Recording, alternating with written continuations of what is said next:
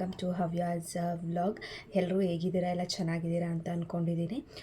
ನಾನು ವ್ಲಾಗ್ಸ್ನ ಪೋಸ್ಟ್ ಮಾಡಿ ಸುಮಾರು ದಿನವೇ ಆಯಿತು. ಯಾಕಂದರೆ ನನಗೆ ಡೆಲಿವರಿ ಆಗಿರೋದ್ರಿಂದ ನಾನು ರೆಸ್ಟ್ ಮಾಡಿ ಮತ್ತು ನಾನು ವ್ಲಾಗ್ಸ್ನ ಪೋಸ್ಟ್ ಮಾಡೋಕ್ಕೆ ನನಗೆ 1.5 ಮಂತ್ ಹಿಡೀತು. ಸೊ ಈಗ ಸ್ವಲ್ಪ ಬೆಟರ್ ಅನ್ನಿಸ್ತಿದೆ. ಸೊ ಅದಕ್ಕೆ ನಾನು ಮತ್ತೆ ನನ್ನ ವ್ಲಾಗ್ಸ್ನ ಸ್ಟಾರ್ಟ್ ಮಾಡಬೇಕು ಅಂತ ಅಂದ್ಕೊಂಡಿದ್ದೀನಿ. ಯಾರೆಲ್ಲ ನನ್ನ ವಿಡಿಯೋಸ್ನ ಸಬ್ಸ್ಕ್ರೈಬ್ ಮಾಡ್ಕೊಂಡೇ ನೋಡ್ತಿದ್ದೀರೋ ದಯವಿಟ್ಟು ಸಬ್ಸ್ಕ್ರೈಬ್ ಮಾಡ್ಕೊಳ್ಳಿ. ಆದಷ್ಟು ಶೇರ್ ಮಾಡಿ, ಲೈಕ್ ಮಾಡಿ, ಸಪೋರ್ಟ್ ಮಾಡಿ. ಸೊ ಇವತ್ತಿನ ವ್ಲಾಗ್ ಬಂದು ಡೆಲಿವರಿ ವ್ಲಾಗ್. ಸೊ ಹೇಗಾಯಿತು ಡೆಲಿವರಿ, ನನಗೆ ನಾರ್ಮಲ್ ಆಯಿತಾ ಸಿಸೇರಿಯನ್ ಆಯಿತಾ ಅಂತ ಹೇಳಿ. ಆಲ್ರೆಡಿ ನನ್ನ ಶಾರ್ಟ್ಸ್ನ ನೋಡಿರೋರಿಗೆ ನನಗೆ ಯಾವ ಬೇಬಿ ಆಗಿದೆ ಅಂತ ಗೊತ್ತಿರುತ್ತೆ. ನನಗೆ ಆಗಿರೋದು ಬಾಯ್ ಬೇಬಿ. ನನಗೆ ಆಗಿದ್ದು ನಾರ್ಮಲ್ ಡೆಲಿವರಿ ಅಲ್ಲ, ಸಿಸೇರಿಯನ್ನು. ಸೊ ಯಾಕೆ ಸಿಸೇರಿಯನ್ ಆಯಿತು, ಏನಾಯಿತು ಅಂತ ಹೇಳಿ ನಾನು ಈ ವಿಡಿಯೋದಲ್ಲಿ ಎಲ್ಲ ಶೇರ್ ಮಾಡ್ಕೋತೀನಿ. ಸೊ ವಿತೌಟ್ ಡಿಲೇ ನಾವು ವ್ಲಾಗ್ನ ಸ್ಟಾರ್ಟ್ ಮಾಡೋಣ. ಸೊ ನನಗೆ ಆಗಿದ್ದು ಬಾಯ್ ಪಾಪು ಅಂತ ಹೇಳಿದೆ ನಾನು. ಸೊ ನನಗೆ ಸಿಸೇರಿಯನ್ ಆಗಿದ್ದು. ಸೊ ಅದರಲ್ಲೂ ನನಗೆ ELCS ಅಂತ ಮಾಡಿದ್ದು ಪ್ರೊಸೀಜರು. ಸೊ ELCS ಅಂದರೆ ನಥಿಂಗ್ ಬಟ್ ಅದು ಸಿಸೇರಿಯನ್ನಲ್ಲಿ ಒನ್ ಆಫ್ ದ ಪ್ರೊಸೀಜರ್ ಅಂತಲೇ ಹೇಳ್ಬೋದು. ಸೊ ELCS ಅಂದರೆ ಎಲೆಕ್ಟಿವ್ ಸಿ ಸೆಕ್ಷನ್ ಅಂತ ಹೇಳಿ. ಸೊ ಎಲೆಕ್ಟಿವ್ ಸಿ ಸೆಕ್ಷನ್ ಅಂದರೆ ನಾವು ಪ್ರಿಯೋರ್ ಆಗಿ ಡಿಸೈಡ್ ಮಾಡಿರ್ತೀವಿ ನಮಗೆ ಸಿಸೇರಿಯನ್ನೇ ಬೇಕು ಅಂತ ಹೇಳಿ. ನಾನು ಡಿಸೈಡ್ ಮಾಡಿದ್ದಿಲ್ಲ. ನನ್ನ ಪ್ರೆಗ್ನೆನ್ಸಿಯಲ್ಲಿ ಕಂಪ್ಲೀಟು ನಾನು ಡಿಸೈಡ್ ಮಾಡಿಲ್ಲ ನನಗೆ ಸಿಸೇರಿಯನ್ನೇ ಬೇಕು ಅಥವಾ ನಾರ್ಮಲ್ಲೇ ಬೇಕು ಅಂತ ಹೇಳಿ. ನಾನು ನಾರ್ಮಲಾಗಿ ನಾನು ವರ್ಕು ಹೋಗ್ತಿದ್ದೆ, ನಾನು ಎಲ್ಲ ಕೆಲಸನೂ ಮಾಡ್ಕೋತಿದ್ದೆ ಮನೆಯಲ್ಲಿ. ಆದಷ್ಟು ನಾನು ನಾರ್ಮಲ್ಗೆ ಟ್ರೈ ಮಾಡೋಣ ಅಂತಲೇ ಅಂದ್ಕೊಂಡಿದ್ದೆ. ಬಟ್ ಲಾಸ್ಟ್ ಮೂಮೆಂಟಲ್ಲಿ ನನಗೆ 32nd ವೀಕ್ವರೆಗೂ ನನಗೆ ನಾರ್ಮಲ್ ಆಗುತ್ತೆ ಅಂತಲೇ ಅಂದ್ಕೊಂಡಿದ್ವಿ. ಬಟ್ ಲಾಸ್ಟ್ ಮೂಮೆಂಟಲ್ಲಿ ELCS ಮಾಡಬೇಕು ಅಂತ ಹೇಳಿದ್ರು. ಲಾಸ್ಟ್ ಮೂಮೆಂಟಲ್ಲಿ ನಾವು ನಾರ್ಮಲ್ ಸಿ ಸೆಕ್ಷನ್ ಅಂತ ಹೇಳಿದ್ರೆ ಪೇಯ್ನ್ಸ್ ಬರೋಕ್ಕೆ ಅಂತ ಹೇಳಿ ಇಂಜೆಕ್ಷನ್ ಕೊಟ್ಟು, ಇಲ್ಲ ಬೇಬಿ ಟರ್ನ್ ಆಗಿಲ್ಲ ಅಥವಾ ಸರ್ವಿಕ್ಸ್ ಓಪನ್ ಆಗಲಿಲ್ಲ ಅಂತ ಹೇಳಿದಾಗ ನಮಗೆ ಸಿ ಸೆಕ್ಷನ್ಗೆ ತಗೋತಾರೆ. ಅಥವಾ ಮೆಕೋನಿಯಮ್ ಏನಾದರೂ ಪಾಸ್ ಮಾಡಿದರೆ ಬೇಬಿ ಆ ಟೈಮಲ್ಲಿ ಸಿ ಸೆಕ್ಷನ್ ಮಾಡ್ತಾರೆ ನಾರ್ಮಲ್ಗೆ ಟ್ರೈ ಮಾಡಿದಾಗ. ಬಟ್ ನನಗೆ ಯಾವುದೇ ರೀತಿಯಾದ ನಾರ್ಮಲ್ಗೆ ನಾವು ಟ್ರೈ ಮಾಡಲೇ ಇಲ್ಲ. ಸೊ ನಾರ್ಮಲ್ ಅಂತ ಹೇಳಿ ಅಲ್ಲಿ ಆಪ್ಷನ್ನೇ ಇದ್ದಿಲ್ಲ. ನನಗೆ ಕಂಪ್ಲೀಟ್ ಸಿಸೇರಿಯನ್ ಹಾಸ್ಪಿಟ್ಲಿಗೆ ಹೋಗೋಕ್ಕಿಂತ ಮುಂಚೆನೇ ಡಿಸೈಡ್ ಆಗಿನೇ ಹೋಗಿದ್ದು. ಸೊ ಯಾಕೆ ಅಂತ ಹೇಳಿದ್ರೆ ನಾನು 32nd ವೀಕಲ್ಲಿ ನನಗೆ ಸ್ಕ್ಯಾನಿಂಗ್ ಗ್ರೋತ್ ಸ್ಕ್ಯಾನ್ ಇರುತ್ತೆ. 32nd ವೀಕಲ್ಲಿ ಗ್ರೋತ್ ಸ್ಕ್ಯಾನ್ ಇರುತ್ತೆ. ಸೊ ಆ ಸ್ಕ್ಯಾನಲ್ಲಿ ನನಗೆ ಹೇಳಿದರು ಸೆಫಾಲಿಕ್ ಪೊಸಿಷನ್ನಲ್ಲಿದೆ ಬೇಬಿ ಅಂತ ಹೇಳಿ. ಆ್ಯಕ್ಚುಲಿ ಅದು ರೈಟ್ ಪೊಸಿಷನ್ನು ಬೇಬಿಗೆ. ನಾರ್ಮಲ್ ಡೆಲಿವರಿಗೆ ಬೇಬಿ ಹೆಡ್ಡು ಕೆಳಗಡೆ ಇರಬೇಕು, ಕಾಲು ಮೇಲೆ ಇರಬೇಕು. ಸೊ ಅದು ನಾರ್ಮಲ್ ಪೊಸಿಷನಲ್ಲಿದೆ. ವೆಯ್ಟು ಚೆನ್ನಾಗಿದೆ, ಬೇಬಿ ಎಲ್ಲ ಹೆಲ್ದಿ ಆಗಿದೆ, ನಾರ್ಮಲ್ಗೆ ಟ್ರೈ ಮಾಡೋಣ ಅಂತ ಅಂದ್ಕೊಂಡಿದ್ವಿ. So second growth scan 36th ವೀಕಲ್ಲಿ ಇರುತ್ತೆ. ಸೊ ನಾನು ಸೆಕೆಂಡ್ ಗ್ರೋತ್ ಸ್ಕ್ಯಾನ್ಗೆ ಹೋಗೋಕ್ಕಿಂತ ಮುಂಚೆ ನನ್ನ ಗೈನಕಾಲಜಿಸ್ಟ್ ಅವರು ಸ್ವಲ್ಪ ಮೆಡಿಕಲ್ ಬ್ರೇಕಲ್ಲಿ ಇರೋದ್ರಿಂದ ಊರಿಗೆ ಹೋಗ್ತಿದ್ದೀನಿ ಅಂತ ಹೇಳಿ 34th ವೀಕಲ್ಲಿ ಒಂದು ಸಲ ಬಂದು ಚೆಕಪ್ ಮಾಡಿಸ್ಕೊಂಡು ಹೋಗು ಅಂತ ಹೇಳಿದರು. ಸೊ 34th ವೀಕಲ್ಲಿ ನಾನು ಹೋದಾಗ ನನಗೆ ಜಸ್ಟ್ ಎಕ್ಸಾಮಿನ್ ಮಾಡಿದಾಗ, ಸೊ ಸೂಪರ್ಫಿಷಿಯಲ್ ಎಕ್ಸಾಮಿನ್ ಅಂದರೆ ಹೊಟ್ಟೆ ಮೇಲೇ ಸೊ ಜಸ್ಟ್ ಟಚ್ ಮಾಡಿ ನೋಡಿದಾಗ ನನಗೆ ಬೇಬಿ ಬ್ರೀಚ್ ಇದೆ ಅಂತ ಹೇಳಿದ್ರು. ಸೊ ಹೆಡ್ಡು ತಲೆ ಮೇಲೆ ಇದೆ. ಸೊ 32nd ವೀಕಲ್ಲಿ ಸೆಫಾಲಿಕ್ ಇದ್ದಿದ್ದು. ಸೊ ಬೇಬಿ ಟರ್ನ್ ಆಗ್ತಾ ಇರುತ್ತೆ. ಸೊ ನಾವು ಹೇಳೋಕ್ಕಾಗಲ್ಲ ಬೇಬಿ ಹೆಡ್ ಇದೇ ಟೈಮಿಗೆ ಫಿಕ್ಸ್ ಆಗುತ್ತೆ ಅಂತ ಹೇಳಿ. ಬೈ 36th ವೀಕು ನಮಗೆ ಬೇಬಿ ಹೆಡ್ಡು ಸೆಫಾಲಿಕ್ ಪೊಸಿಷನಲ್ಲಿ ಇದ್ದು ಅದು ಫಿಕ್ಸ್ ಆಗಿರಬೇಕು. ಸೊ ನನಗೆ 34th ವೀಕಲ್ಲಿ ಬ್ರೀಚ್ ಪ್ರೆಸೆಂಟೇಷನ್ ಇದೆ ಅಂತ ಹೇಳಿದ್ರು. ಸೊ ನಾನು ಆವಾಗಲೇ ನನಗೆ ಮೈಂಡಲ್ಲಿ, ಬಿಕಾಸ್ ನನಗೆ ಸೈಂಟಿಫಿಕ್ ಬ್ಯಾಕ್ಗ್ರೌಂಡಿಂದ ನಾನಿರೋದ್ರಿಂದ ಸೊ ನನಗೆ ಗೊತ್ತಿತ್ತು ಬ್ರೀಚ್ ಪ್ರೆಸೆಂಟೇಷನ್ ಇದ್ದರೆ ಬೇಬಿ ಒಂದು ವೇಳೆ ಬೇಬಿ ಟರ್ನ್ ಆಗಿ ಸೆಫಾಲಿಕ್ ಪೊಸಿಷನ್ಗೆ ಬಂದು ಸೊ ಪೆಲ್ವಿಕ್ ಬೋನಲ್ಲಿ ಅದು ಕರೆಕ್ಟಾಗಿ ಹೆಡ್ ಫಿಕ್ಸ್ ಆದರೆ ಆಗುತ್ತೆ ನಾರ್ಮಲು, ಇಲ್ಲ ಅಂದರೆ ಆಗಲ್ಲ ಅಂತ ನನಗೆ ಗೊತ್ತಿತ್ತು ಅವರು ಬ್ರೀಚ್ ಅಂತ ಹೇಳಿದಾಗ. ಸೊ ನನಗೆ ಗೈನಕಾಲಜಿಸ್ಟ್ ಹೇಳಿದ್ರು ನಮ್ಗೆ ಇನ್ನೂ ಟೈಮ್ ಇದೆ, 36th ವೀಕ್ವರೆಗೂ ನಾವು ವೆಯ್ಟ್ ಮಾಡ್ಬೋದು, ಬೇಬಿ ಟರ್ನ್ ಆಗೋ ಚಾನ್ಸಸ್ ಇರುತ್ತೆ. ಸೊ ಯಾವ ಮೊಮೆಂಟಲ್ಲಾದರೂ ಬೇಬಿ ಟರ್ನ್ ಆಗ್ಬೋದು, within 1 day, within half day ಅಲ್ಲಿ ನಮಗೆ ಬೇಬಿ ಟರ್ನ್ ಆಗ್ಬೋದು, ವಿ ವಿಲ್ ವೆಯ್ಟ್ ಅಂತ ಹೇಳಿದ್ರು. ಓಕೆ ಅಂತ ಹೇಳಿ ನನಗೆ ಸೀಮಂತ ಎಲ್ಲ ಇತ್ತು. ನಾನು ಸೀಮಂತ ಎಲ್ಲ ಮುಗಿಸ್ಕೊಬಂದೆ. ನನಗೆ ಶ್ರೀಮಂತ ಟೈಮಲ್ಲಿ ರೆಸ್ಟ್ ಮಾಡಬೇಕು ಅಂತ ಹೇಳಿದರು. ನಾನು ಲಾಂಗ್ ಜರ್ನಿ ಮಾಡಿರೋದ್ರಿಂದ ಮತ್ತು ಊರು ದೂರ ಇರೋದ್ರಿಂದ ಸೊ ರೆಸ್ಟ್ ಮಾಡಬೇಕು. ಆಲ್ಮೋಸ್ಟ್ 1 ವೀಕಲ್ಲಿ ನಾನು ರೆಸ್ಟಲ್ಲೇ ಇದ್ದೆ. ಸೊ ನೆಕ್ಸ್ಟು ನಾನು 36th ವೀಕಲ್ಲೂ ಗ್ರೋತ್ ಸ್ಕ್ಯಾನ್ ಮಾಡಿಸ್ಲಿಲ್ಲ. ಆಗಲೂ ಜಸ್ಟ್ ಸೂಪರ್ಫಿಷಿಯಲ್ ಎಕ್ಸಾಮಿನ್ ಮಾಡಿದ್ರು. ಸೊ ಈಗಲೂ ಬ್ರೀಚೇ ಇದೆ, ಇನ್ನೂ 1 ವೀಕ್ ವೆಯ್ಟ್ ಮಾಡೋಣ, ಗ್ರೋತ್ ಸ್ಕ್ಯಾನ್ ಬೇಡ ಈಗ, ಸೊ ಇನ್ನೂ 1 ವೀಕ್ ವೆಯ್ಟ್ ಮಾಡೋಣ ಅಂತಲೇ ಹೇಳಿದ್ರು. ಸೊ ಇನ್ನೂ 1 ವೀಕ್ ವೆಯ್ಟ್ ಮಾಡಿ ನಾನು ಗ್ರೋತ್ ಸ್ಕ್ಯಾನ್ಗೆ ಹೋದಾಗ ಆಲ್ಮೋಸ್ಟ್ ನನಗೆ 37th ಕಂಪ್ಲೀಟ್ ಆಗಿ 38th ವೀಕಿಗೆ ಬಿದ್ದಿತ್ತು. ಸೊ 38th ವೀಕಲ್ಲಿ ನಾನು ಗ್ರೋತ್ ಸ್ಕ್ಯಾನ್ ಮಾಡಿಸಿದಾಗ ನನಗೆ ಹೇಳಿದ್ರು ಬೇಬಿ ಇನ್ನೂ ಬ್ರೀಚ್ ಪೊಸಿಷನಲ್ಲೇ ಇದೆ ಅಂತ. ನನಗೆ ಸ್ಕ್ಯಾನಿಂಗ್ ಡಾಕ್ಟರೇ ಹೇಳಿದ್ರು. ಸ್ಕ್ಯಾನ್ ಮಾಡಿದಾಗ ನಾನು ಕೇಳಿದೆ ಸೊ ಏನೇನಿದೆ ಫೈಂಡಿಂಗ್ಸು ಅಂತ ಹೇಳಿ. ಸೊ ಅಲ್ಲಿ ಬ್ರೀಚ್ ಅಂತ ಹೇಳಿದ್ರು. ಸೊ ನಾನು ಸ್ಕ್ಯಾನಿಂಗ್ ಡಾಕ್ಟರ್ನ ಕೇಳಿದೆ ನಾರ್ಮಲ್ಗೆ ಟ್ರೈ ಮಾಡ್ಬೋದಾ ಇಲ್ಲ ಅಂತ. ಸೊ ಮೋಸ್ಟ್ಲಿ 90% ಆಗಲ್ಲ ಮೇಡಮ್, ನೋಡೋಣ ನಿಮ್ಮ ಗೈನಕಾಲಜಿಸ್ಟ್ ಏನು ಹೇಳ್ತಾರೆ ಅಂತ ಹೇಳಿದ್ರು. ಸೊ ಒಂದು ನನಗೆ ಬ್ರೀಚ್ ಪ್ರೆಸೆಂಟೇಷನ್ ಅಂತ ಹೇಳಿದ್ರು. ಇನ್ನೊಂದು ಫೈಂಡಿಂಗ್ ಏನಂದರೆ ಅಂಬಲಿಕಲ್ ಕಾರ್ಡ್ ಹಾಕ್ಕೊಂಡಿದೆ ತಲೆ ಸುತ್ತ ಅಂತ ಹೇಳಿದ್ರು ಮಗು. ಸೊ ಅಂಬಲಿಕಲ್ ಕಾರ್ಡ್ ಅಂದರೆ ಸೊ ಕಾರ್ಡ್ನ ಕರುಳು ಬಳ್ಳಿನ ತಲೆಗೆ ಸುತ್ತಕೊಂಡಿದೆ ಮಗು ಅಂತ ಹೇಳಿದರು. ಸೊ 2 ಫೈಂಡಿಂಗ್ಸು ನನಗೆ ನನ್ನ ಸ್ಕ್ಯಾನ್ ಡಾಕ್ಟರು ನನಗೆ ಸ್ಕ್ಯಾನ್ ಮಾಡ್ತಾನೆ ಹೇಳಿದ್ರು. ಮಗು ವೆಯ್ಟ್ ಎಲ್ಲ ನಾರ್ಮಲ್ ಇದೆ. ಆ್ಯಕ್ಚುಲಿ 38th ವೀಕಲ್ಲಿ ಮಗು ವೆಯ್ಟು 3 kg 300 ಗ್ರಾಮ್ಸ್ ಇತ್ತು. ಸೊ ಆಲ್ಮೋಸ್ಟು 3.5 kg ಹತ್ರ ಇತ್ತು ಅಂತ ಹೇಳಿದ್ರು. ಸೊ ವೆಯ್ಟ್ ಜಾಸ್ತಿ ಇದೆ ಮೇಡಮ್, ಇದು ಕಾರ್ಡ್ ಹಾಕ್ಕೊಂಡಿದೆ, ನಿಮ್ಮ ಗೈನಕಾಲಜಿಸ್ಟ್ ಏನು ಕೊಡ್ತಾರೆ ಸಜೆಷನ್ನು ಅದ್ರ ಮೇಲೆ ನೀವು ಇದು ಮಾಡಬೇಕಾಗುತ್ತೆ, 90% ನಾರ್ಮಲ್ ಆಗಲ್ಲ ಮ್ಯಾಮ್, ಬ್ರೀಚ್ ಪ್ರೆಸೆಂಟೇಷನ್ ಇದೆ ಅಂತ ಹೇಳಿದ್ರು. ಸೊ ನಾನಿನ್ನು ವೆಯ್ಟ್ ಮಾಡ್ಬೋದು ಅಂತಲೇ ಅಂದ್ಕೊಂಡಿದ್ದೆ. ಸೊ ನಾನು ಸ್ಕ್ಯಾನಿಂಗ್ ರಿಪೋರ್ಟ್ಸ್ ಎಲ್ಲ ತೊಗೊಂಡು ನನ್ನ ಗೈನಕಾಲಜಿಸ್ಟ್ನ ಮೀಟ್ ಮಾಡಿದಾಗ ಸೊ ಅವರು ಹೇಳಿದ್ರು ನನಗೆ ಮೇಯ್ನಾಗಿ 38th ವೀಕು ಗ್ರೋತ್ ಸ್ಕ್ಯಾನಲ್ಲಿ 3 ರಿಸ್ಕ್ ಫ್ಯಾಕ್ಟರ್ಸ್ ಅಂತಲೇ ಹೇಳ್ಬೋದು. ಸೊ ಸಿವಿಯರ್ ರಿಸ್ಕ್ ಫ್ಯಾಕ್ಟರ್ಸ್ ಅಂತ ಅಲ್ಲ, ಯಾಕೆ ನಾವು ELCSನ ಆಪ್ಟ್ ಮಾಡಿದ್ವಿ ಅನ್ನೋಕ್ಕೆ 3 ರೀಸನ್ಸ್ ಹೇಳಿದ್ರು ನನಗೆ ಗೈನಕಾಲಜಿಸ್ಟು. ಸೊ ಒಂದು ಕಾರ್ಡ್ ಹಾಕ್ಕೊಂಡಿದೆ ಮಗು ಅಂತ ಹೇಳಿ. ಸೊ ಈ ಕಾರ್ಡು ಮಗು ತನ್ನನ್ನು ತಾನೇ ಬಿಡಿಸ್ಕೊಂಡ್ರೆ ಕರಳು ಬಳ್ಳಿನ ಓಕೆ, ಏನೂ ಪ್ರಾಬ್ಲಮ್ ಆಗಲ್ಲ. ಬಟ್ ಅದು ಏನಾದರೂ ತುಂಬ ಹೆವಿ ಟೈಟ್ ಆಯಿತು ಅಂತ ಹೇಳಿದ್ರೆ ಆವಾಗ ನಮಗೆ ಪ್ರಾಬ್ಲಮ್ ಆಗುತ್ತೆ ಮಗುಗೆ ಉಸಿರಾಡೋಕ್ಕೆ ಅಂತ ಹೇಳಿದ್ರು.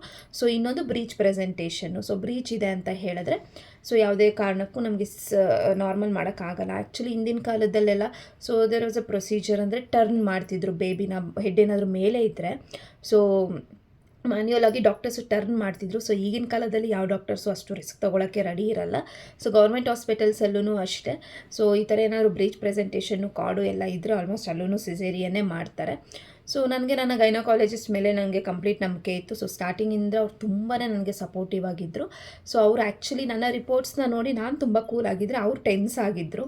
ಸೊ ಏನು ಮಾಡೋಣ, ನನಗೆ ನೀನು ನಾರ್ಮಲ್ ಮಾಡಲೇಬೇಕು ಅಂತ ನಾನು ತುಂಬ ಫಿಕ್ಸ್ ಆಗಿದ್ದೆ. But I don't think so, ನಾವು ನಾರ್ಮಲ್ಗೆ ಹೋಗೋಕ್ಕಾಗಲ್ಲ ಅನಿಸುತ್ತೆ ನವ್ಯ. ಸೊ ಏನು ಮಾಡೋದು ಅಂತ ನಾನು ಹೇಳಿದೆ. ಮ್ಯಾಮ್ ನೀವೇನು ಟೆನ್ಷನ್ ಮಾಡ್ಕೊಬೇಡಿ, ನನಗೂ ಟೆನ್ಷನ್ ಇಲ್ಲ, ನಾನು 34th ವೀಕಲ್ಲಿ ನೀವು ಬ್ರೀಚ್ ಪ್ರೆಸೆಂಟೇಷನ್ ಅಂತ ಹೇಳಿದಾಗಲೇ so I understood. So baby ಬ್ರೀಚಲ್ಲಿದೆ, so I cannot expect normal. So ಒಂದು ವೇಳೆ ಬೇಬಿ ಏನಾದರೂ ಕೆಳಗಡೆ ತಲೆ ಬಂತು ಅಂದರೆ ನಾರ್ಮಲ್ ಆಗುತ್ತೆ, ಇಲ್ಲಾಂದರೆ ಆಗಲ್ಲ ಅಂತ ನನಗೆ ಗೊತ್ತಿದೆ ma'am. So I understood that, ನೀವು ಟೆನ್ಷನ್ ಮಾಡ್ಕೋಬೇಡಿ, ನನಗೇನು ಟೆನ್ಷನ್ ಇಲ್ಲ. ಸೊ ನಿನಗೂ ಓಕೆನಾ ಸಿಸೇರಿಯನ್ನು ಅಂತ ಕೇಳಿದ್ರು. Ma'am I am very much fine, ನನಗೇನೂ ಪ್ರಾಬ್ಲಮ್ ಇಲ್ಲ, ಮಾಡಿ, ಇಟ್ಸ್ ಓಕೆ. ಸೊ ನಾನು ಎರಡಕ್ಕೂ ರೆಡಿ ಆಗಿದ್ದೀನಿ ma'am, mentally I am prepared, ನನಗೆ ಬೇಬಿ ಹೆಲ್ತಿ ಆಗಿರಬೇಕು. ಸೊ ಅದೊಂದೇ ನನಗೆ ತಲೆಯಲ್ಲಿರೋದು ಅಂತ ಹೇಳಿದ್ರು. ಸೊ ಇನ್ನೊಂದು ಓಕೆ, ನಾನು ಆಮೇಲೆ ಕೇಳಿದೆ ಮ್ಯಾಮ್ ಇನ್ನೊಂದು ವೀಕ್ ವೆಯ್ಟ್ ಮಾಡೋಣವಾ, ಸೊ ಕಾರ್ಡ್ ಅಲ್ವಾ ಪ್ಲಸ್ ಬ್ರೀಚ್ ಅಲ್ವಾ, ಟರ್ನ್ ಆಗೋ ಚಾನ್ಸಸ್ ಇರುತ್ತೇನೋ ಬೇಬಿನೂ ಮ್ಯಾಮ್, ನೋಡೋಣವಾ ಅಂತ ಹೇಳಿ. ಸೊ ನೋಡ್ಬೋದು. ಬಟ್ ಇನ್ನೊಂದು ನನ್ನ ಸ್ಕ್ಯಾನಲ್ಲಿ ಫೈಂಡಿಂಗ್ಸ್ ಇದ್ದಿದ್ದು ಪ್ಲಸೆಂಟಾ ಕ್ಯಾಲ್ಸಿಫಿಕೇಷನ್ ಅಂತ. ಸೊ ಪ್ಲಸೆಂಟಾ ಅಂದರೆ ಆಲ್ಮೋಸ್ಟ್ ಎಲ್ಲರಿಗೂ ಗೊತ್ತಿರುತ್ತೆ, ಮಗುಗೆ ಏನೇನು ನ್ಯೂಟ್ರಿಷನ್ ಸಪ್ಲೈ ಆಗಬೇಕು, ಅಮ್ಮೆಯಿಂದ ಮಗುಗೆ ಹೋಗಬೇಕು ಅಂದರೆ ಸೊ ಅದೊಂದು ಟ್ರಾನ್ಸ್ಪರೆಂಟ್ ಲೇಯರ್ ಇರುತ್ತೆ. ಸೊ ಆ ಒಂದು ಆ ಟಿಶ್ಯೂ ಲೇಯರಿಂದನೇ ಕಂಪ್ಲೀಟ್ ನ್ಯೂಟ್ರಿಷನ್ ಎಲ್ಲ ಬೇಬಿಗೆ ಹೋಗೋದು. ಸೊ ಆ ಪ್ಲಾಸೆಂಟಲ್ಲಿ ಕ್ಯಾಲ್ಸಿಫಿಕೇಷನ್ ಕಾಣಿಸ್ತಿದೆ. ಸೊ ಕ್ಯಾಲ್ಸಿಫಿಕೇಷನ್ ಅಂದರೆ ಕ್ರಿಸ್ಟಲೈಸೇಷನ್ ಆಗ್ತಿದೆ ಅಂತ ಹೇಳಿ ಮೆಡಿಕಲ್ ಟರ್ಮ್ಸಲ್ಲಿ. ಸೊ ಈ ಕ್ಯಾಲ್ಸಿಫಿಕೇಷನ್ ಆದರೆ ಏನು ಪ್ರಾಬ್ಲಮ್ ಆಗುತ್ತೆ ಅಂತ ಹೇಳಿದ್ರೆ ಮಗುಗೆ ಆಕ್ಸಿಜನ್ ಸಪ್ಲೈ ಕಡಿಮೆ ಆಗ್ತಾ ಹೋಗುತ್ತೆ.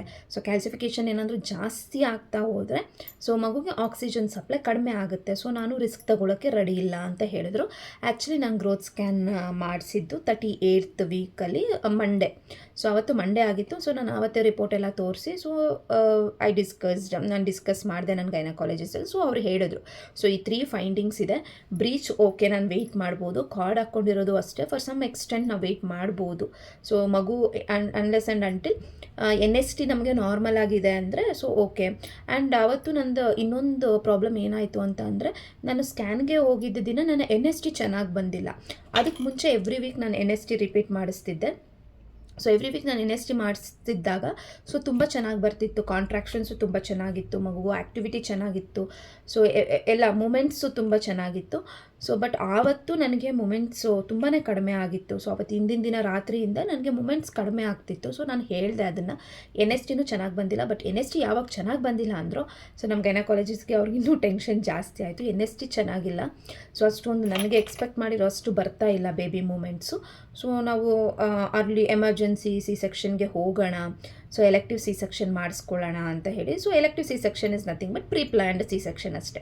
ನಾರ್ಮಲ್ ಅಂತ ಟ್ರೈ ಮಾಡಿ ಮತ್ತೆ C-ಸೆಕ್ಷನ್ಗೆ ಹೋಗದೆ ಸೊ ಪ್ರಿಯರ್ ಆಗಿ C-ಸೆಕ್ಷನ್ ಅಂತ ಡಿಸೈಡ್ ಮಾಡೋದನ್ನೇ ELCS ಅಂತ ಕರೀತಾರೆ. ಸೊ ನನಗೆ ನನ್ನ ಗೈನಕಾಲಜಿಸ್ಟು NST ನೋಡಿ, ಸೊ ನಾಳೆ ಬೆಳಗ್ಗೆ ಒಂದು ಸಲ NST ರಿಪೀಟ್ ಮಾಡು, ನನಗೆ ಹೇಗಿದೆ ಅಂತ ನನಗೆ ಬೇಕು. ಸೊ ಮಂಡೇ ನಾವು NST ಮಾಡಿಸಿದ್ದು, ಸ್ಕ್ಯಾನ್ ಎಲ್ಲ ಆಯಿತು.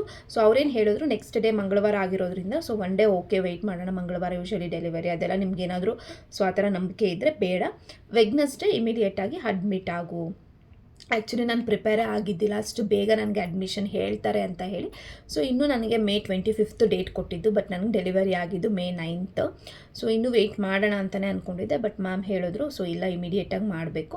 ಸೊ ನಾನು ಈ ವೀಕ್ ಒಳಗಡೆ ನೀನು ಮಾಡಿಸ್ಕೊಂಡ್ರೆ ತುಂಬಾ ಒಳ್ಳೆಯದು. ಸೊ ನಿನಗೇನಾದರೂ ಇದ್ದರೆ ಮನೆಯಲ್ಲಿ, ಸೊ ನೀನು ಹೋಗಿ ನಿಮ್ಮ ಹಸ್ಬೆಂಡು, ಪ್ಯಾರೆಂಟ್ಸು ಅವ್ರ ಹತ್ರ ಎಲ್ಲ ಡಿಸ್ಕಸ್ ಮಾಡಿ ನನಗೆ ಯಾವ ದಿನ ಓಕೆ ಅಂತ ಹೇಳಿದ್ರೆ ಸೊ ನಾನು ಮಾಡ್ತೀನಿ. ಬಟ್ ಅದು ವಿತಿನ್ ದಿಸ್ ವೀಕ್, ಸ್ಯಾಟರ್ಡೇ ಅಷ್ಟೊತ್ತಿಗೆ ಆಗಬೇಕು. ನನಗೆ ಅಷ್ಟವರೆಗೂ ನನಗೆ ರಿಸ್ಕ್ ತೊಗೊಳಕ್ಕೆ ಇಷ್ಟ ಇಲ್ಲ. ಬಟ್ ನೀನು ಟೈಮ್ ಕೇಳ್ತಾ ಇರೋದ್ರಿಂದ ಒಂದು 3 ಡೇಸು ಓಕೆ. ಸೊ ಆ 3 ಡೇಸೂ ತುಂಬ ಚೆನ್ನಾಗಿ ಮಾನಿಟರ್ ಮಾಡಬೇಕು, ಮೂಮೆಂಟ್ಸ್ನ ಮಾನಿಟರ್ ಮಾಡಬೇಕು, ಎವ್ರಿ ಡೇ NST ಮಾಡಿಸ್ಬೇಕು ಅಂತ ಹೇಳಿದರು. ಸೊ 3 ಡೇಸ್ ಯಾವುದೇ ರಿಸ್ಕ್ ತೊಗೊಳ್ಳೋದು ಬೇಡ, ಎವ್ರಿ ಡೇ NST ಮಾಡಿಸಿ ನನಗೆ ಪೋಸ್ಟ್ ಮಾಡು, ಜಸ್ಟ್ ವಾಟ್ಸಪ್ಪಲ್ಲಿ ಸೆಂಡ್ ಮಾಡ್ತಾ ಇರಬೇಕು NST ರಿಪೋರ್ಟ್ ಏನಿದೆ ಅಂತ ಹೇಳಿ ಅಂತ ನನಗೆ ಸಜೆಷನ್ ಕೊಟ್ಟರು. ಸೊ ಓಕೆ, ನನಗೆ ವೆಡ್ನೆಸ್ಡೇ ಅಡ್ಮಿಷನ್ ಅಂತ ಹೇಳಿದ್ರು, ಬಟ್ ನಾವೇನು ಪ್ರಿಪೇರ್ ಆಗಿದ್ದಿಲ್ಲ ಮನೆಯಲ್ಲಿ. ಸೊ ನಾನು ಬಂದು ಮನೆಯಲ್ಲಿ ಹಸ್ಬೆಂಡ್ ಹತ್ರ ಎಲ್ಲ ಡಿಸ್ಕಸ್ ಮಾಡಿದೆ. ಸೊ ಹಸ್ಬೆಂಡ್ ಓಕೆ, ಅದು ನೀನು ಕಂಫರ್ಟೇಬಲ್ ಆಗಿದ್ದರೆ ಸೊ ನೀನು ಯಾವಾಗ ಬೇಕಾದರೂ ಮಾಡಿಸ್ಕೊ, ನನಗೇನೋ ಪ್ರಾಬ್ಲಮ್ ಇಲ್ಲ ಅಂತ ಹೇಳಿದ್ರು. ಸೊ ಅಪ್ಪಾಗೆ ಹೇಳಿದಾಗ ಅವರು ಇರುತ್ತಲ್ವ, ಸೊ ಕಸ್ಟಮ್ಸು, ಟ್ರೆಡಿಷನ್ಸು, ಟೈಮು, ಡೇಟು ಅದೆಲ್ಲ ಇದು ಎಲೆಕ್ಟಿವ್ ಆಗಿರೋದ್ರಿಂದ ಸೊ ಟೈಮು, ಡೇಟು ಎಲ್ಲ ಒಳ್ಳೆ ಟೈಮೇ ನೋಡಿಸಿ ಹೋಗೋಣ ಅಂತ ಹೇಳಿ ಅಂತ ಅಂದ್ಕೊಂಡ್ರು. ಸೊ ಎಲ್ಲ ಕೇಳಿ ವೆಡ್ನೆಸ್ಡೇ ಮತ್ತು ಥರ್ಸ್ಡೇ ಬೇಡ, ಸೊ ಫ್ರೈಡೇ ಮಾಡಿಸ್ಕೊಳ್ಳೋಣ ಅಂತ ಡಿಸೈಡ್ ಮಾಡಿದ್ವಿ. ಸೊ ಫ್ರೈಡೇ ನಾನು ಆಲ್ಮೋಸ್ಟ್ ಮಾರ್ನಿಂಗ್ ಅಡ್ಮಿಷನ್ ಅಂತ ಹೇಳಿದ್ರು. ಸೊ ನಾನು ಕೇಳಿದ್ದೆ ಥರ್ಸ್ಡೇ ನೈಟೇ ಬರಬೇಕಾ, ಸೊ ನಮಗೆ ಫ್ರೈಡೇ ಅರೌಂಡ್ 10 o'clock ಒಳಗಡೆ ಬೇಕು, 9 to 10 o'clock ಒಳಗಡೆ ಬೇಕು C-ಸೆಕ್ಷನ್ ಅಂತ ಹೇಳಿದ್ವಿ. ಸೊ ಅವರು ಓಕೆ, ನೀನು ಬಿಫೋರ್ ಡೇ ಬಂದು ಅಡ್ಮಿಷನ್ ಆಗಬೇಕು ಅಂತ ನಾನು ಅಂದ್ಕೊಂಡಿದ್ದೆ. ಬಟ್ ನನಗೆ ಗೈನಕಾಲಜಿಸ್ಟು ಬೇಡ, ನೀನು ಬಿಫೋರ್ ಡೇ ಒಳ್ಳೆ ಚೆನ್ನಾಗಿ ಸ್ಲೀಪ್ ಮಾಡು, ಮನೇಲಿ ನನಗೆ ಮನೆಯಿಂದ ಹತ್ರ ಇರೋದ್ರಿಂದ ಸೊ ನೀನು ಒಂದು 2 hours ಬಿಫೋರ್ ನನಗೆ ಹಾಸ್ಪಿಟಲ್ಗೆ ಬಂದರೆ ಸಾಕು. ಸೊ ಆ್ಯಕ್ಚುಲಿ ನನ್ನ ಗೈನಕಾಲಜಿಸ್ಟು ತುಂಬಾ ಫ್ರೆಂಡ್ಲಿ. ಸೊ ಅವ್ರು ಯಾವಾಗಲೂ ಅಷ್ಟೇ ನನ್ನ ಕಂಫರ್ಟ್ ಹೇಗಿದೆಯೋ, ನನ್ನ ಕನ್ಸಲ್ಟೇಷನ್ಸು, ಸೊ ನನ್ನ ಟ್ರೀಟ್ಮೆಂಟ್ಸು, ನನ್ನ ಏನೇ ಆಗಿರಲಿ ಸ್ಕ್ಯಾನ್ಸ್, ಎವ್ರಿಥಿಂಗ್ ನನ್ನ ಕಂಫರ್ಟಬಲ್ ಟೈಮಲ್ಲೇ ಮಾಡ್ತಿದ್ರು. So I was so happy. ಅವರಂತೂ ತುಂಬಾ ಸಪೋರ್ಟಿವ್ ಆಗಿದ್ದರು ನನಗೆ. ಸೊ ಆವತ್ತೂ ಅಷ್ಟೇ, ಥರ್ಸ್ಡೇ ಅಡ್ಮಿಷನ್ ಬೇಡ, ಒಂದಿನ ಮುಂಚೆ ಬಂದರೂ ನಿನಗಿಲ್ಲಿ ಸ್ಲೀಪ್ ಡಿಸ್ಟರ್ಬ್ ಆಗುತ್ತೆ, ಸೊ ನೀನು ಫ್ರೆಶ್ ಆಗಿ ಮನೆಯಿಂದನೇ ಬಾ, ಸೊ 2 hours ಮುಂಚೆ ನನಗೆ ಬಂದರೆ ಸಾಕು. ಸೊ 9 o'clockಗೆ ನೀನು ಇಲ್ಲಿ 9 o'clock 9 to 10 ಟೈಮ್ ಅಲ್ವಾ, ಸೊ ನೀನು ಹಾಸ್ಪಿಟಲಲ್ಲಿ ನನಗೊಂದು 6 o'clockಗೆ ಬಂದರೂ ಸಾಕು, ನಾನು ಏನೇನು ಪ್ರೊಸೀಜರ್ ಇದೆಯೋ ಎಲ್ಲ ಸ್ಟಾರ್ಟ್ ಮಾಡ್ಕೋತೀನಿ ಅಂತ ಹೇಳಿದ್ರು. ಸೊ ಆವತ್ತು ನಾನು ಎಲ್ಲ ಡಿಸೈಡ್ ಆಗಿ NST ಎಲ್ಲ ತೋರಿಸಿ ಮ್ಯಾಮಿಗೆ, ಸೊ ನನಗೆ ಯಾವತ್ತು ಬೇಕು ಅಂತ ಎಲ್ಲ ಹೇಳಿ ನಾನು ರಿಪೋರ್ಟಲ್ಲೆಲ್ಲ ನೀಟಾಗಿ ಬರ್ಕೊಟ್ರು. ಸೊ ಏನೇನು ಪ್ರೊಸೀಜರ್ಸ್ ಇದೆಯೋ ಅವರೆಲ್ಲ ರೆಡಿ ಮಾಡ್ಕೊಂಡಿರ್ತೀವಿ, ಸೊ ನೀನು ನನಗೆ 7 o'clock ಬಂದರೆ ಸಾಕು ಅಂತ ಹೇಳಿದ್ರು. ಸೊ ನಾನು ಅವತ್ತು 6 o'clockಗೆ ಹೋಗಿದ್ವಿ ನಾವು, ಆಲ್ಮೋಸ್ಟು ತುಂಬ ಲೇಟ್ ಆದರೆ ಬೇಡ ಅಂತ ಹೇಳಿ. ಸೊ 6 o'clockಗೆಲ್ಲ ನಾವು ಫ್ರೈಡೇ ಮಾರ್ನಿಂಗು ಎದ್ದು 6 o'clockಗೆಲ್ಲ ನಾವು ಹಾಸ್ಪಿಟಲ್ಗೆ ಹೋಗಿದ್ವಿ. ಸೊ 6 o'clockಯಿಂದ ಆಲ್ಮೋಸ್ಟ್ ನನಗೆ 9 o'clockವರೆಗೂ ಪ್ರೊಸೀಜರ್ಸ್ ಇತ್ತು. ಸೊ ಆ್ಯಂಟಿಬಯೋಟಿಕ್ಸು ಮತ್ತು ಸ್ವಲ್ಪ ಇಂಜೆಕ್ಷನ್ಸು, ECG ಮತ್ತು NST ಮತ್ತೆ ರಿಪೀಟ್ ಮಾಡಿದ್ರು. ಸೊ ಹೇಗಿದೆ ಅಂತ ಹೇಳಿ ಎಲ್ಲ ಮಾನಿಟರ್ ಮಾಡ್ತಿದ್ರು. ಸೊ ನಾನು ಆರಾಮಾಗೇ ಇದ್ದೆ. ಸೊ ನನಗೆ ನಾರ್ಮಲ್ ಡೆಲಿವರಿ ಅಲ್ಲದೆ ಇರೋದ್ರಿಂದ ಸೊ ನನಗೆ ಅದು ಏನು ಪೇಯ್ನ್ಸು ಅದೆಲ್ಲ ಏನೂ ಇಲ್ಲ. ಸೊ ಆ್ಯಕ್ಚುಲಿ ನಾವು C-ಸೆಕ್ಷನ್ ಅಂತ ಹೇಳಿದ ತಕ್ಷಣ ಮನೇಲಿ ಎಲ್ಲರೂ ಟೆನ್ಷನ್ ಆಗಿದ್ರು, ಸೊ ಹೆಂಗಿರುತ್ತೋ ಏನು ಅಂತ ಹೇಳಿ. ಬಟ್ ನಾನು ತುಂಬಾ ಆರಾಮಾಗಿದ್ದೆ, ನಾರ್ಮಲ್ ಆಗಿದ್ದೆ. ಸೊ ಯಾಕೆ ಅಂದರೆ ನಾನು ಮೆಂಟಲಿ ನಾನು ಫಸ್ಟೇ ಫಿಕ್ಸ್ ಆಗಿದ್ದೆ, ಸೊ C-ಸೆಕ್ಷನ್ ಆದರೂ ಆಗ್ಬೋದು, ನಾರ್ಮಲ್ ಆದರೂ ಆಗ್ಬೋದು, ಎರಡಕ್ಕೂ ಪ್ರಿಪೇರ್ ಆಗಿರಬೇಕು ಅಂತ ಹೇಳಿ. ಸೊ ಇನ್ನೊಂದು 34th ವೀಕಲ್ಲಿ ನನಗೆ ಬ್ರೀಚ್ ಅಂತ ಹೇಳಿದಾಗಂತೂ ನಾನು ಆಲ್ಮೋಸ್ಟ್ 90% ನಾನು ಫಿಕ್ಸ್ ಆಗಿದ್ದೆ. ಸೊ ಮಗು ಇನ್ನು ಟರ್ನ್ ಆಗೋಕ್ಕೆ ಚಾನ್ಸ್ ಇದೆ, but I don't think so turn ಆಗುತ್ತೆ ಅಂತ ಹೇಳಿ. ಸೊ ನನಗೆ ಯಾಕೆ ಮಗು ಟರ್ನ್ ಆಗಿಲ್ಲ ಅಂತ ಹೇಳಿದ್ರೆ ಅದಕ್ಕೂ ನನಗೆ ರೀಸನ್ ಹೇಳಿದ್ರು ಗೈನಕಾಲಜಿಸ್ಟು. ಸೊ ನಿನಗೆ ಸ್ಟೊಮಕ್ ಚಿಕ್ಕದಾಗಿರೋದ್ರಿಂದ ಮಗು ವೆಯ್ಟ್ ಜಾಸ್ತಿ ಆಗ್ತಿದೆ, ಸೊ 3.5 kgs ಇದೆ ಮಗು, ಸೊ ಅದಕ್ಕೆ ಟರ್ನ್ ಆಗೋಕ್ಕೆ ಆಗ್ತಿಲ್ಲ. ಸೊ ಇನ್ನೊಂದು ಕಾಲ ಮೇಲೆ ಭಾರ ಬೀಳುತ್ತೆ. ಸೊ ನಾವು ಜಾಸ್ತಿ ಮಗು ವೆಯ್ಟ್ ಆಗ್ತಾ ಆಗ್ತಾ ಆಗ್ತಾ ಕಾಲ ಮೇಲೆ ಜಾಸ್ತಿ ಭಾರ ಬೀಳುತ್ತೆ, ಸೊ ಅದು ಅಂತ ಹೇಳಿದ್ರು. ಸೊ ನಾನು ಓಕೆ, ಹೇಗೂ C-ಸೆಕ್ಷನ್ ಅಲ್ವ ಅಂತ ಹೇಳಿ ನಾನು ನಾರ್ಮಲ್ ಆಗೇ ಇದ್ದೆ, ಅಡ್ಮಿಷನ್ನು ಆದೆ. ಸೊ ಏನೇನು ಪ್ರೊಸೀಜರ್ಸ್ ಇದ್ದು ಅದೆಲ್ಲ ಕಂಪ್ಲೀಟ್ ಮಾಡಿಕೊಂಡ್ವಿ. ಸೊ ನನ್ನ 9:15ಗೆ OTಗೆ ಶಿಫ್ಟ್ ಮಾಡಿದ್ರು. ಸೊ ನನ್ನ OTಗೆ ಶಿಫ್ಟ್ ಮಾಡಿದ್ದ ವೀಡಿಯೋನು ನಾನು ಪೋಸ್ಟ್ ಮಾಡಿದ್ದೀನಿ ನನ್ನ ಶಾರ್ಟ್ಸಲ್ಲಿ, ಸೊ ಚೆಕ್ ಮಾಡಿ. ಸೊ ನಾನು ತುಂಬ ಆರಾಮಾಗೇ ಹೋದೆ. ಸೊ ನಥಿಂಗ್ ಏನೂ ಇಲ್ಲ, ಸೊ ಏನೋ ಒಂದು ಸುಮ್ಮನೆ ನನಗೆ ಅಂತೂ ಪಿಕ್ನಿಕ್ ಹೋದಂಗಿತ್ತು, ಟ್ರಸ್ಟ್ ಮೀ. ಸೊ ನನಗಷ್ಟು ಮೋಟಿವೇಶನ್ ಮಾಡಿದರು ನನ್ನ ಗೈನಕಾಲಜಿಸ್ಟ್. ಮನೆಯಲ್ಲೂ ಅಷ್ಟೇ ತುಂಬ ಸಪೋರ್ಟಿವ್ ಆಗಿದ್ದರು, ಹಸ್ಬೆಂಡ್ ಆಗಿರಲಿ, ಅಮ್ಮ ಆಗಿರಲಿ. ಸೊ ಎಲ್ಲರೂ ಸೊ ಏನೂ ಆಗಲ್ಲ, ಏನೂ ಭಯ ಪಡಬೇಡ. ಆ್ಯಕ್ಚುಲಿ ನನಗೇನೂ ಭಯ ಇದ್ದಿಲ್ಲ. ನಾನು ಅವ್ರಿಗೆ ಹೇಳಿದೆ, ನನಗೇನೂ ಭಯ ಇಲ್ಲ, ನೀವು ಭಯ ಪಡಬೇಡಿ ಅಂತ ಹೇಳಿ. ಸೊ 9:15ಗೆ ನನಗೆ ಓಟಿಗೆ ಶಿಫ್ಟ್ ಮಾಡಿದ್ರು. ಸೊ ನನಗೆ ಒಂದು ತುಂಬ ಟೆನ್ಷನ್ ಇದ್ದಿದ್ದು ಏನಂದರೆ, ಸೊ ಎಪಿಡ್ಯೂರಲ್ ಇಂಜೆಕ್ಷನ್ ಕೊಡ್ತಾರಲ್ಲ, ಸೊ ಬೆನ್ನು ಮೂಳೆಗೆ ಸಿ ಸೆಕ್ಷನ್ ಮಾಡೋರಿಗೆ ಅನಸ್ತೀಷಿಯಾ ಕೊಡ್ತಾರೆ ಬೆನ್ನು ಮೂಳೆಗೆ. ಸೊ ಈ ಇಂಜೆಕ್ಷನ್ ಬಗ್ಗೆ ನನಗೆ ತುಂಬಾ ಭಯ ಇತ್ತು. ಸೊ ಆ್ಯಕ್ಚುಲಿ ನಾನು ರಿಸರ್ಚ್ ಮಾಡಿದ್ದು, ನನಗೆ ಹೇಳಿದ ಪ್ರಕಾರ ಇದು ತುಂಬಾ ಪೇಯ್ನ್ ಆಗುತ್ತೆ ಅಂತ ಹೇಳಿದರು ನನಗೆ. ಆಲ್ಮೋಸ್ಟ್ ನಾನು ಯಾರನ್ನೇ ಕೇಳಿದ್ರು ಸೊ ಇಂಜೆಕ್ಷನ್ ಕೊಡ್ತಾರಲ್ಲ, ಇದು ತುಂಬಾ ಪೇಯ್ನ್ ಆಗುತ್ತೆ ಅಂತ. ಸೊ ಅದ್ರ ಬಗ್ಗೆ ನನಗೆ ತುಂಬಾ ಭಯ ಇತ್ತು. ಸೊ ಏನಾಗುತ್ತೋ ಹೇಗಾಗುತ್ತೋ ಅಂತ ಹೇಳಿ. ಸೊ ಅದು ನನಗೆ ಓಟಿಗೆ ಶಿಫ್ಟ್ ಮಾಡಿದಾಗಲೂ ಅಷ್ಟೇ, ಸೊ ಅಲ್ಲಿರುವಂತಹ ಸ್ಟಾಫು ತುಂಬಾ ಫ್ರೆಂಡ್ಲಿ ಆಗಿದ್ದರು. ನಾನು ಅವ್ರನ್ನ ಕೇಳ್ತಿದ್ದೆ, ಏನೇನು ಪ್ರೊಸೀಜರ್ ಮಾಡ್ತಿದ್ದೀರಾ, ಸೊ ಇದೇನು ಅಂತ ತುಂಬ ನಾನು ಕ್ಯಾಶುವಲ್ ಆಗಿ ಅವ್ರ ಹತ್ರ ಮಾತಾಡ್ಕೊಂಡೇ ಇದ್ದೆ. ಸೊ ನೆಕ್ಸ್ಟ್ ಆಲ್ಮೋಸ್ಟ್ 9:30ಗೆ ನನಗೆ ಅನಸ್ತೀಷಿಯಾ ಡಾಕ್ಟರ್ ಬಂದರು.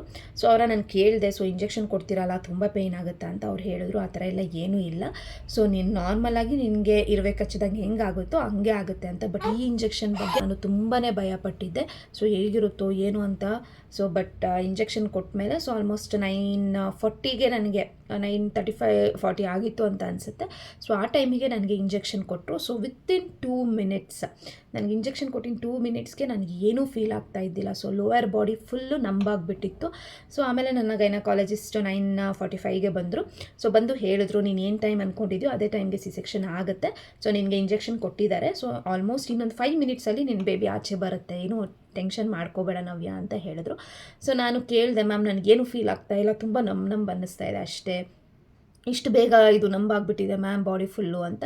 ಸೊ ಅದಷ್ಟೇ, ವಿತಿನ್ 1 ಮಿನಿಟಲ್ಲೆಲ್ಲ ನಂಬಾಗುತ್ತೆ. ಸೊ ಅಷ್ಟೇ, ನೀನು ಇನ್ನೊಂದು 5 ಮಿನಿಟ್ಸ್ ವೆಯ್ಟ್ ಮಾಡಿದ್ರೆ ಸೊ ನಿನ್ನ ಬೇಬಿ ಆಚೆ ಬರುತ್ತೆ, ಸೊ ಆರಾಮಾಗಿರು ಅಂತ ಹೇಳಿ. ಸೊ ನಾನು ನೋಡಬಹುದು ನನಗೆ ಏನೇನು ಪ್ರೊಸೀಜರ್ ಮಾಡ್ತಾರೆ ಅಂತ ಅಂದ್ಕೊಂಡಿದ್ದೆ.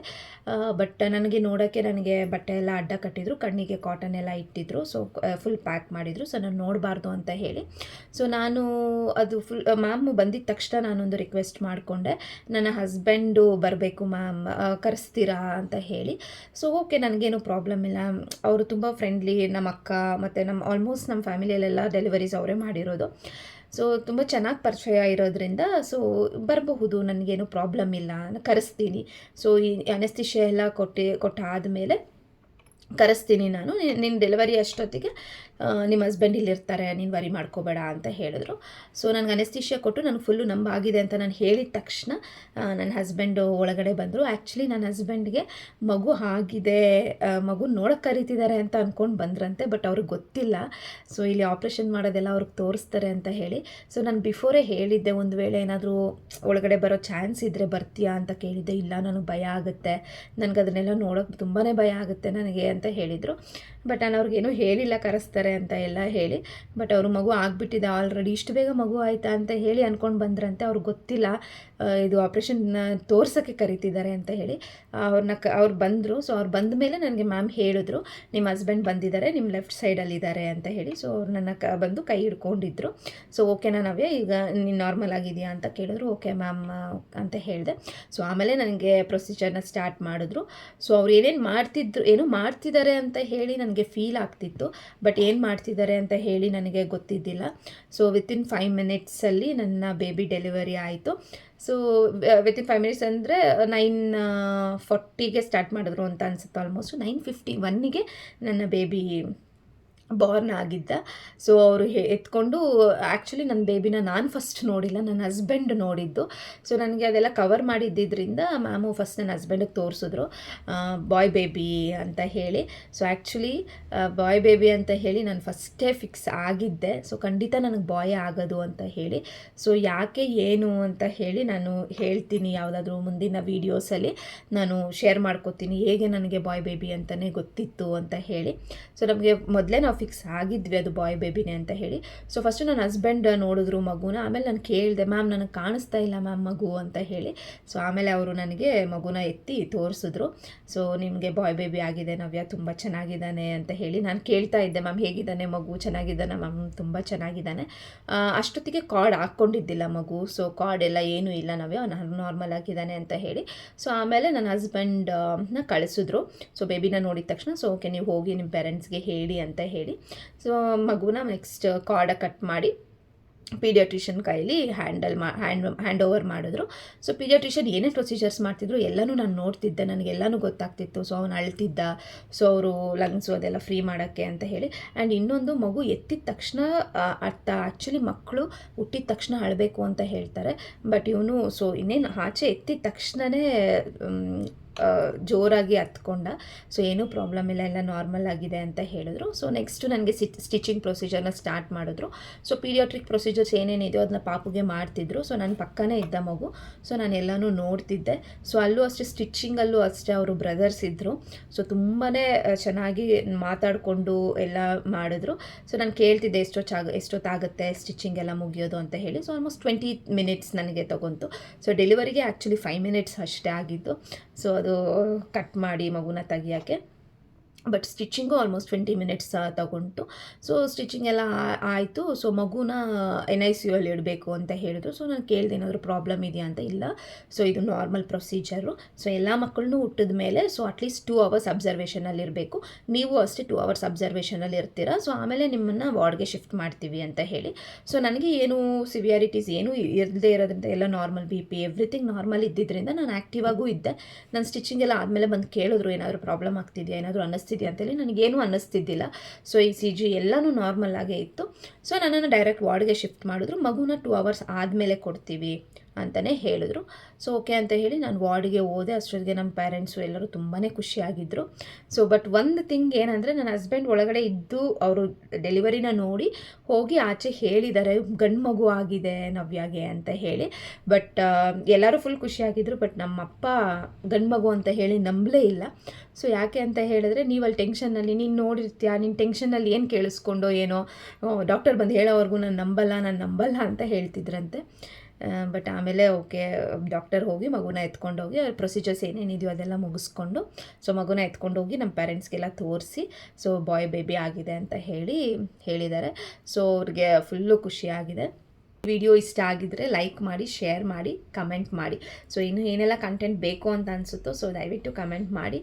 So thank you so much.